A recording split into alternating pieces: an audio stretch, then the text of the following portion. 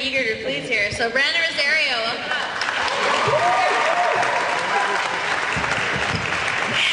Quiet. Hey, quiet, okay. I only got like 3 to 5 minutes apparently, right, Collier? 3 to 5? Okay. Take a deep breath. Like this. Listen. Do you hear that? That's the sound of your frontal cerebral lobe processing thought. You're thinking. And believe it or not, I know what you're all thinking about. You're thinking about the same crucial problem that's probably floating around in the collective unconscious of every person in this room. There's probably a few of you cynics out there saying to themselves, the hell does he know? He doesn't know what I'm thinking. I had a completely normal day. And I believe you. You probably woke up this morning, had a bowl of cereal, maybe some toast with Nutella on top. You know, girls, brushed your hair, put on some nice clothes, you know, look at yourself in the mirror for a little while. Guys, watched Sportsnet until 8:45 and then went off to school. Even the cafeteria kids thought they were having seemingly normal mornings and they were putting on their leather army boots and painting their faces like dead clowns and saying quick prayers to Satan. It probably took each and every one of you up until now to realize you had this burning sensation in the pit of your stomach. Do you feel it now? That's the problem. It's not AIDS. It's bigger than AIDS. It's the feeling of general concern from me in my pursuit of the Valedictorian nomination. Because let's face it, I don't really have a lot going on for me as far as credentials. For one, I'm not Jewish.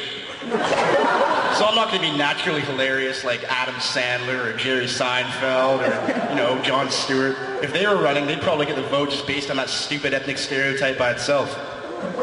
And on top of that, as far as I'm aware, I don't have an incurable disease, so I can't play the sympathy card on you guys.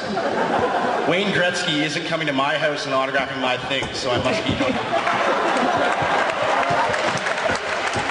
And another thing, I'm not a Magic Colombian. I can do a damn good impersonation of one, but I want to make this very clear. I'm not. If Harry Potter and some woman named, I don't know, Maria Fernando Diego Martinez had a child, I would not be that child. What else? I'm not an openly gay, free-spirited animal activist or the survivor of some life-altering near-death experience or a bootylicious, full-breasted black woman who can just seduce you into voting for me by shaking my honeys around. Oh, stop. And while I'm on the topic of seduction, ladies, I'm not Tyler Matheson either. As you can see, I'm almost there, but not quite. Anyways, those are a few things that I'm not. And I'll lay them right there on this podium for you. And so I've got to read the next part, I guess, yeah. I could go on all day talking about, you know, my school spirit and my commitment to everybody here, but it would be a waste of time because I'd just be lying. You know, a couple weeks ago I got this little pink piece of paper that said if I wanted to, I could come stand up here today in front of all of you and say I should be your voice. You know, an opportunity for me what is an opportunity for me to do? Oh, I use a really small font. Opportunity for me to point out how great I am. Now I am the most qualified individual to lead the class of 2008 into a bright new future. But,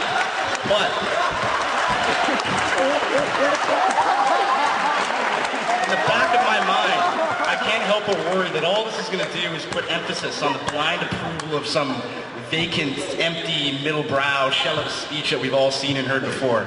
You all know the one I'm talking about, where the guy walks slowly across the stage like he's hot shit, and then gives everyone a brain hemorrhage with some self-satisfying, grandiose statement about life and transition, the pursuit of true happiness. I mean, this is your school. Look around. Look at that wall. Look at the other wall. You know, look at the floor and the ceiling and the windows. Look at every chalkboard and brick and blade of grass in the field. Look at the hallways and the lights and Miss Tenhove's awesome rack. Look at everything. Look at everything.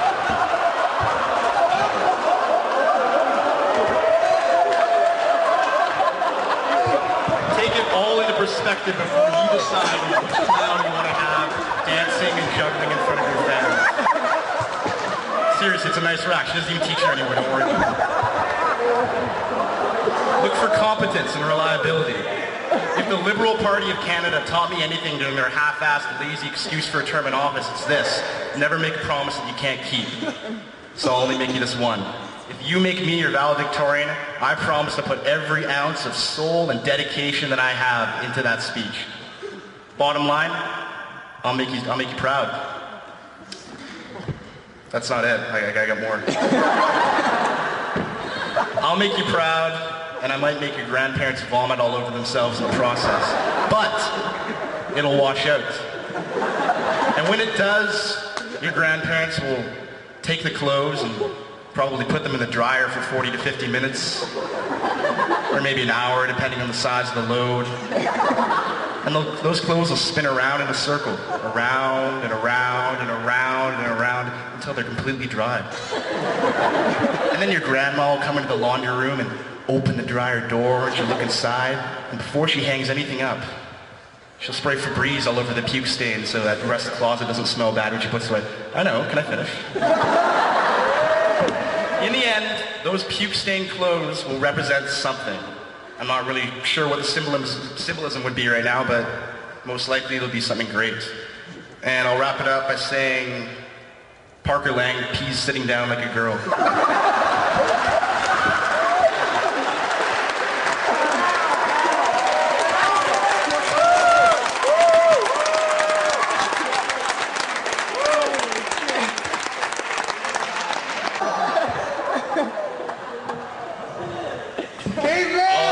Say is that one, it's a lot more cleanly.